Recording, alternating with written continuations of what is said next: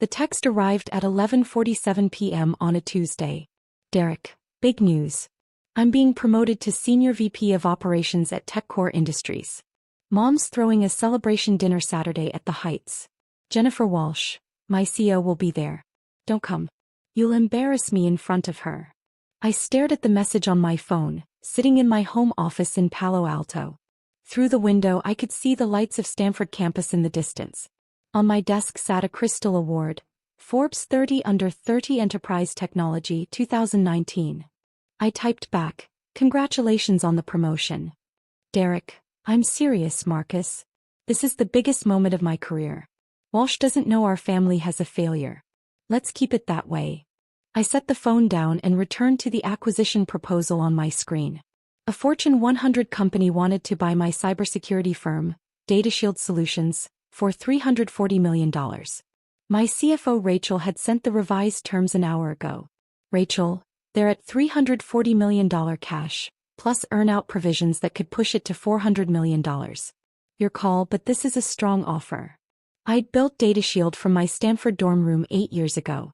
We now secured networks for 47 Fortune 500 companies, employed 280 people, and generated $89 million in annual revenue.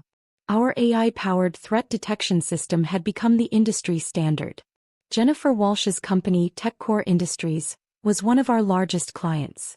They'd been using DataShield's enterprise security platform for 3 years, paying us $4.2 million annually. But my family didn't know any of this. Growing up, Derek was the golden child.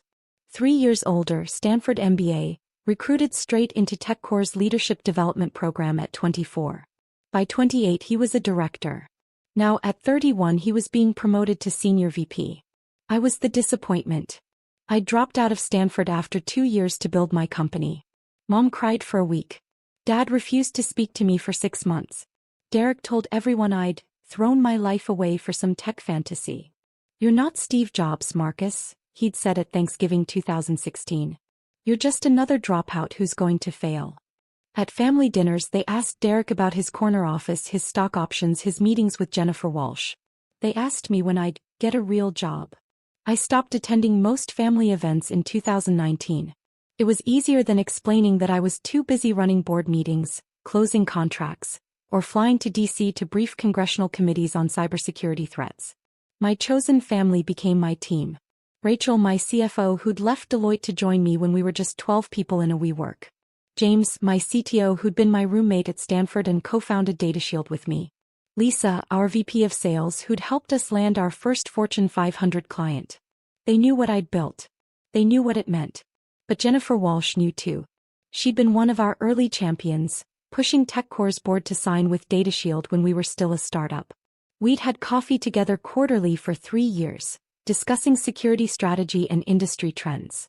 She'd written a recommendation that helped us secure a $50 million Series C funding round. "Your brother works for you?" she'd asked once, seeing Derek Chin on TechCore's employee list during a security audit. "He doesn't know I own the company," I'd said. "We're not close." She'd raised an eyebrow but didn't push. Jennifer Walsh hadn't built a $12 billion company by not understanding complicated family dynamics. On Wednesday Mom called. "Derek told me about his promotion," she said. "We're so proud. He's going to be the youngest Senior VP in TechCore's history." "That's great, Mom." Jennifer Walsh will be at the dinner. Can you imagine? The CEO of a Fortune 500 company at our family event. "Derek's made it, Marcus. He really has. I'm happy for him." "We're not inviting you," she continued. Derek was very clear. He can't have you there looking unsuccessful in front of his CEO. "You understand." "I understand. Maybe if you'd stayed in school. If you'd gotten a real job instead of chasing pipe dreams." I let her talk. I'd heard it all before.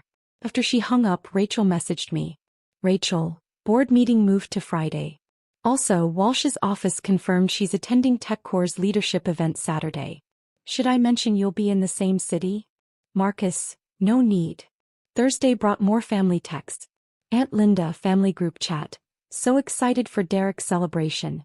A Senior VP at 31. And meeting Jennifer Walsh. Uncle Robert, Derek's going places. Real corporate success. Cousin Amy, Unlike some people who dropped out and disappeared. Derek, thanks everyone. This is what happens when you commit to excellence and don't take shortcuts. I muted the chat and returned to work. We were closing a $8.9 million contract with a pharmaceutical company, negotiating security protocols for their research data.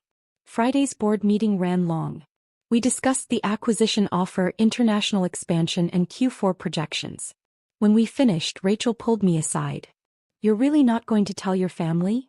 Why would I? Because they're cruel to you. Because they think you're a failure. Because walking into that dinner would. Would what? Prove something? I don't need their validation, Rachel. I have a company that works. A team that believes in what we do. That's enough. She studied my face. Is it? I didn't answer. Saturday arrived. The dinner was scheduled for 7 p.m. at the Heights, an exclusive restaurant in San Francisco's financial district. Private dining room, carefully curated guest list, my family's chance to impress Jennifer Walsh. I spent the afternoon in my Palo Alto office reviewing contracts. At 6:15 p.m. my phone rang. Jennifer Walsh. Marcus, I'm so sorry. I just realized your brother's promotion dinner is tonight.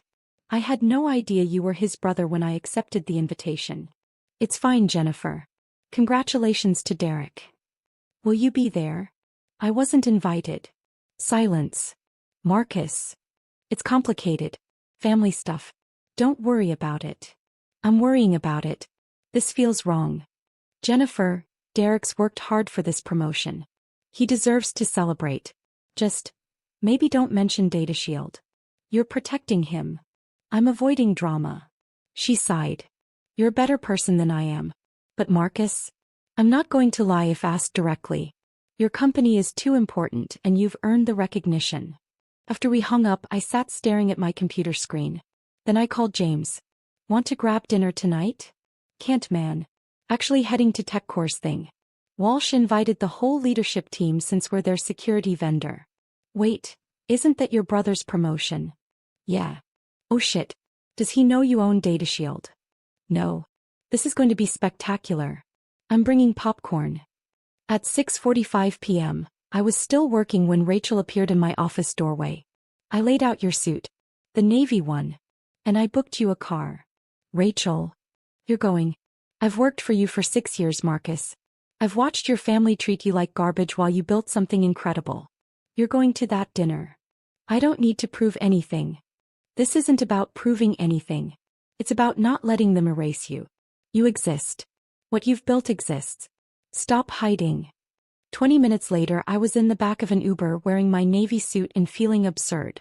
I texted Jennifer. Marcus, I might stop by after all. If that's okay. Jennifer, more than okay. I'll save you a seat. The Heights occupied the top floor of a glass tower overlooking the bay. I arrived at 7:23 p.m. Through the windows of the private dining room I could see my family. Mom in her best dress. Dad looking proud. Derek at the head of the table gesturing animatedly. And Jennifer Walsh listening politely, wine glass in hand. I stood in the hallway watching. I could still leave.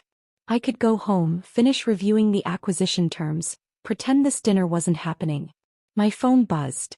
James, with photo of the dining room, your brother just told Jennifer Walsh about his vision for corporate success. She's trying not to laugh. Get in here. I walked to the entrance. The maitre d' checked his list. Name. Marcus Chen. I'm Derek Chen's brother. He frowned. I'm sorry, sir. You're not on the list. I know. But Jennifer Walsh invited me. He glanced toward the dining room, uncertain. Before he could respond, Jennifer appeared in the doorway. She must have seen me from her seat. Marcus. You made it. She crossed the hall and hugged me. Come in, please. The maitre d' stepped aside. As we entered the private dining room, conversations died. Mom's fork stopped halfway to her mouth. Dad's eyes widened. Derek, mid-sentence in some story, went silent. Everyone, Jennifer said warmly, I hope you don't mind, but I invited Marcus to join us. He's an old friend. Derek found his voice first. Marcus? What are you doing here? I told you not to come. Jennifer invited me, I said quietly.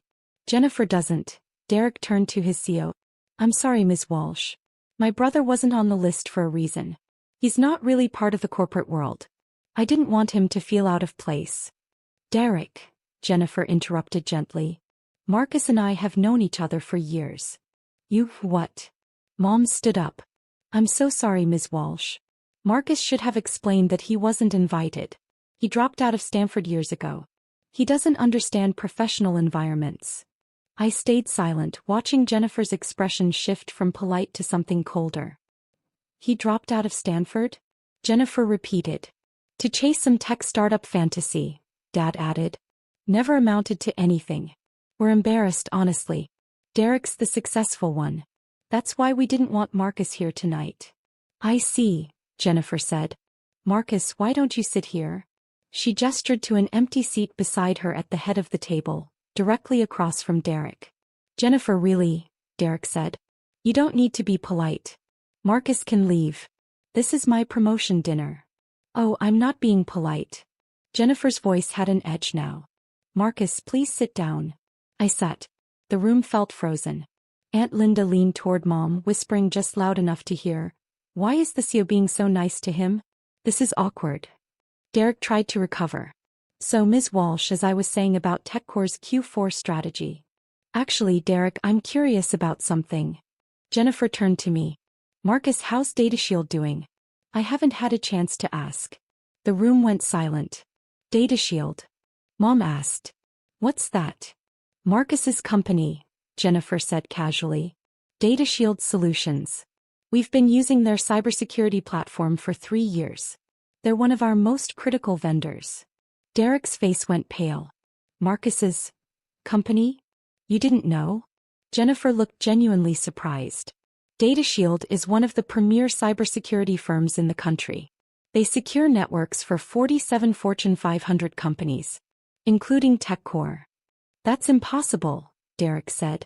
Marcus doesn't have a company. He's a dropout who built a $340 million enterprise from his Stanford dorm room, Jennifer finished. Marcus, you don't talk about your work much, do you? I met her eyes. Not with family. $340 million? Dad's voice cracked. That's the current acquisition offer according to TechCrunch, Jennifer continued. Though I told Marcus he should hold out for more. DataShield's AI threat detection system is revolutionary. We pay them $4.2 million annually and it's worth every penny.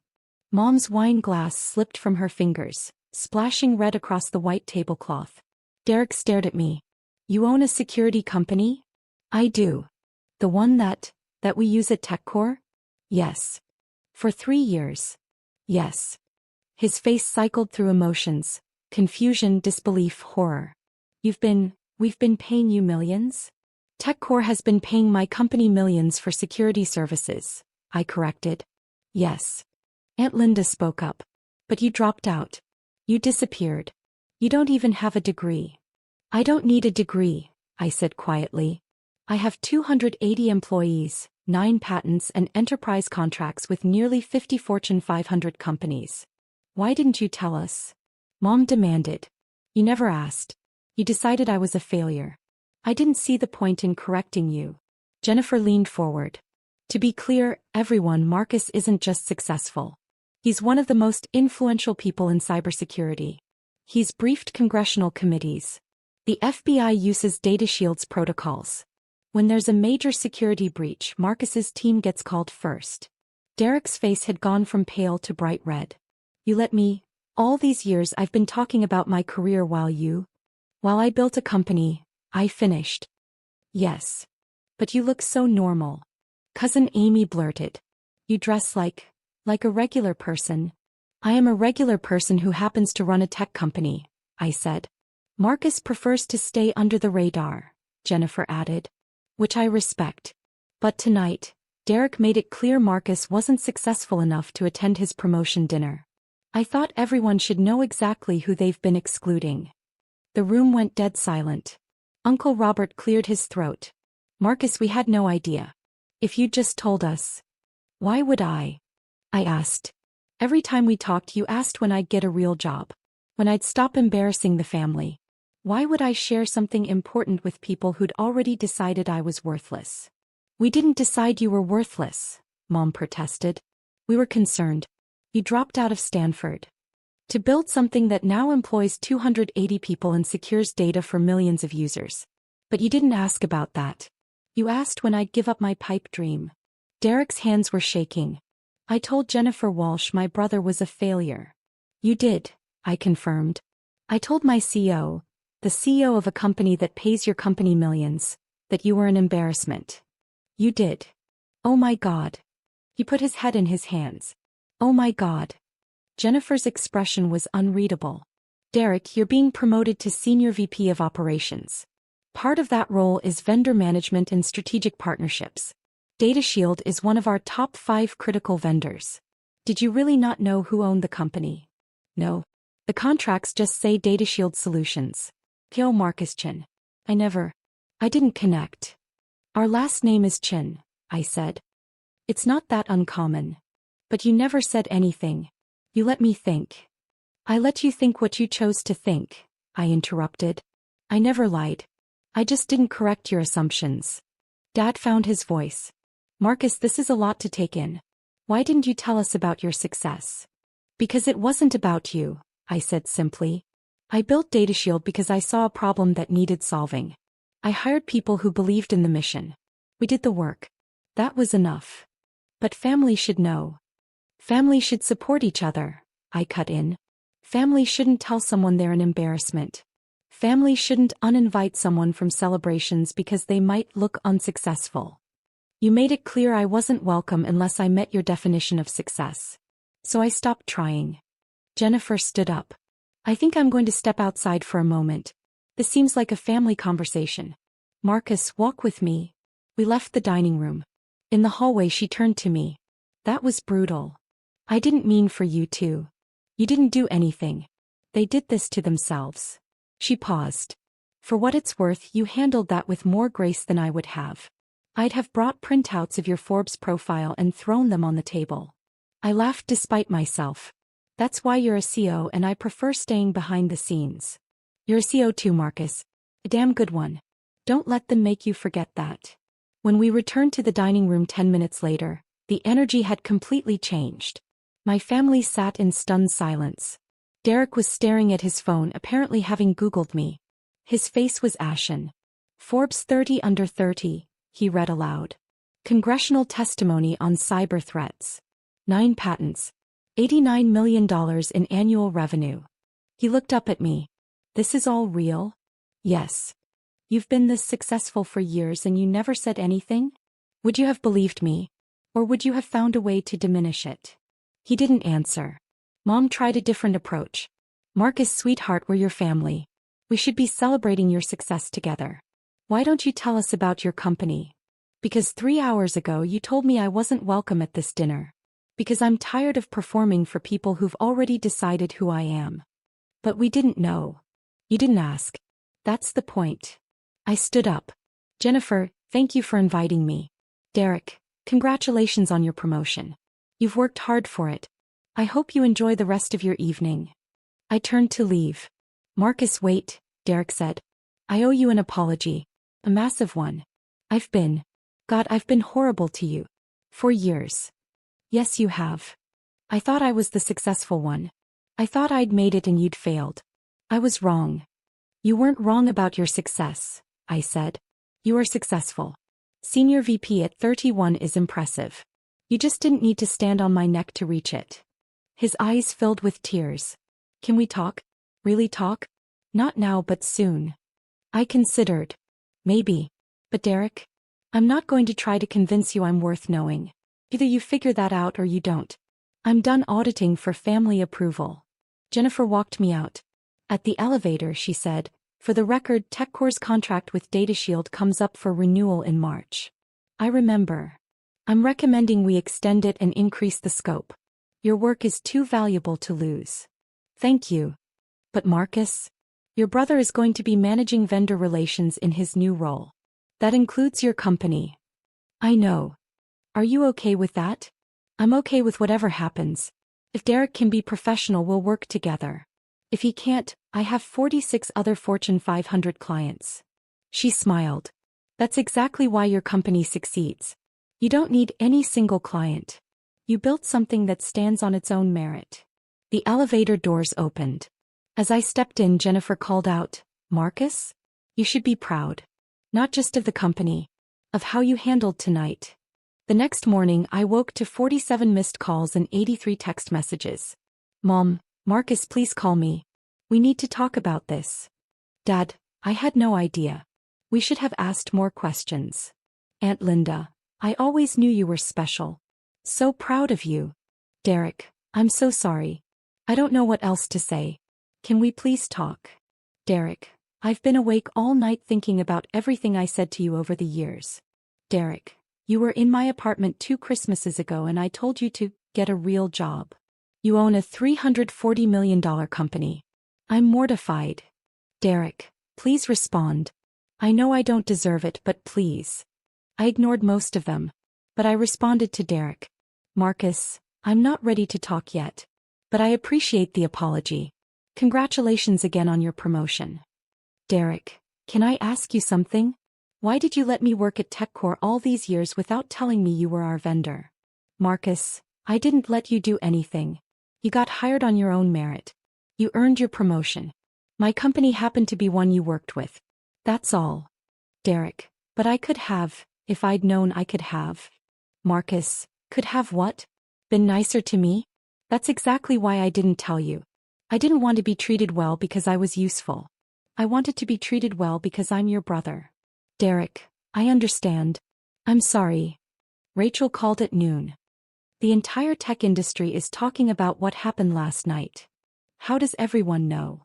James posted a vague Instagram story about the most epic family dinner in tech history. People connected the dots. "You're trending on Twitter. #DataShieldVo is everywhere." "Great. Marcus, this is actually good PR. Everyone's talking about how humble you are, how you built success without bragging about it. Forbes wants to do a profile. TechCrunch wants an interview." "No. Marcus. I didn't go to that dinner to make a statement. I went because you pushed me and then Jennifer invited me. I don't need publicity. But the company could benefit. The company benefits from doing excellent work. That's enough." She sighed. "You're impossible. I'm consistent." On Monday, I returned to the office. Work continued. We finalized the pharmaceutical contract, reviewed Q4 projections and started discussions about the acquisition offer. At 3 p.m. my assistant buzzed. "Derek Chin is here to see you." "What?" "Your brother. He's in the lobby. Says he needs 5 minutes." I hesitated. Then, "Send him up." Derek entered my office looking like he hadn't slept in days. His suit was wrinkled, his tie loose. He stared around the space. The floor-to-ceiling windows, the Stanford engineering degree on the wall despite my dropout status. I'd finished it online in 2020. The awards and patents displayed on shelves. "This is your office?" "Yes. It's bigger than mine." "Derek. I'm not here to compete," he said quickly. "I'm here to apologize. Really apologize. Not just for Saturday but for everything. For 10 years of treating you like you were less than me. For assuming I knew better because I stayed in traditional corporate structure. For telling you to get a real job when you were building something incredible." I leaned back in my chair. "Okay. I talked to Jennifer this morning. She told me DataShield could have taken their business to any of our competitors, but you've kept TechCore as a client because we have a good working relationship. She said you've never once used your position as our vendor to make me uncomfortable or to reveal our connection. You just did good work and let me succeed on my own." "That's true." "Why?" "Because you deserve to succeed on your own merits. Your promotion is real, Derek. You earned it. I didn't want to take that from you." His eyes welled up. "I told you to stay home because you'd embarrass me. I told our family you were a failure. I spent a decade punching down at someone who was secretly more successful than I'll ever be, and you still protected my career." "I didn't do it for you," I said. "I did it because I'm not interested in revenge or one-upmanship. I built something I'm proud of. That was always the goal." He sat down without being invited. "Can I ask you something? When did you stop caring what we thought?" "Around 2018. I just closed a $30 million Series B funding round. Forbes interviewed me. I was flying to DC to brief senators on cybersecurity threats.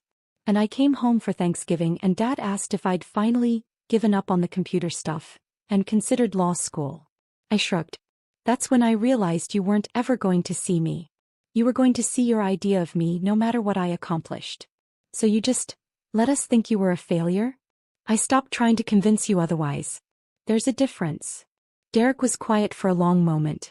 I want to do better. I know I don't deserve another chance, but I want to try. Can we start over? I don't know if we can start over, I said honestly. Too much has happened. But maybe we can start fresh.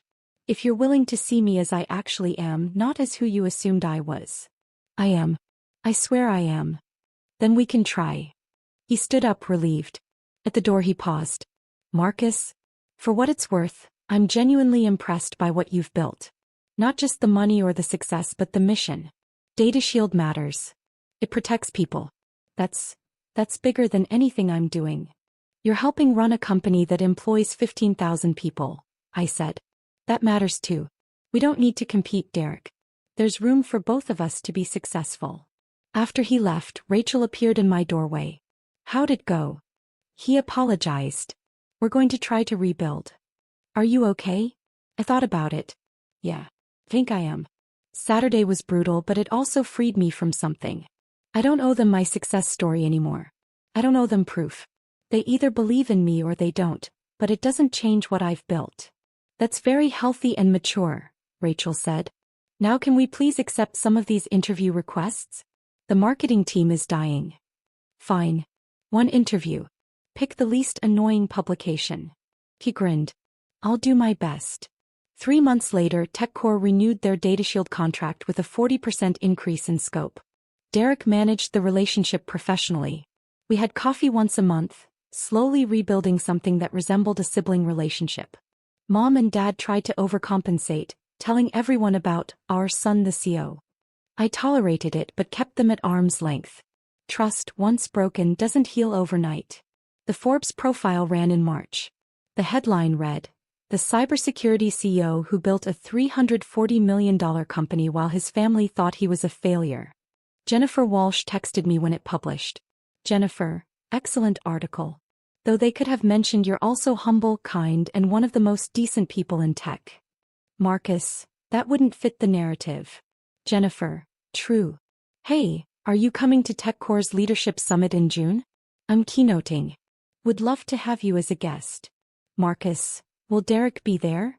Jennifer, yes. But Marcus? He's not the same person who told you to stay home. People can grow. Marcus, I'll think about it. Jennifer, that's all I ask. I did attend the summit. I sat in the front row while Derek presented on operational excellence. He was good at his job. He'd earned his success. Afterward, he found me in the lobby. Thanks for coming. You did well up there. I kept thinking about what you said. About how there's room for both of us to be successful. I'm trying to remember that. Good. We stood there awkwardly for a moment. Then Derek said, I told some of my team about you. About Data Shield. About what you've built. Not to brag or claim reflected glory, just to, I don't know, acknowledge that my brother is someone worth knowing. Thank you. Want to grab dinner? Not a family thing. Just us. I'll buy, since apparently I work for a company that pays your company millions. I laughed. Sure. Why not? As we walked out of the hotel, Derek said, Can I ask you something?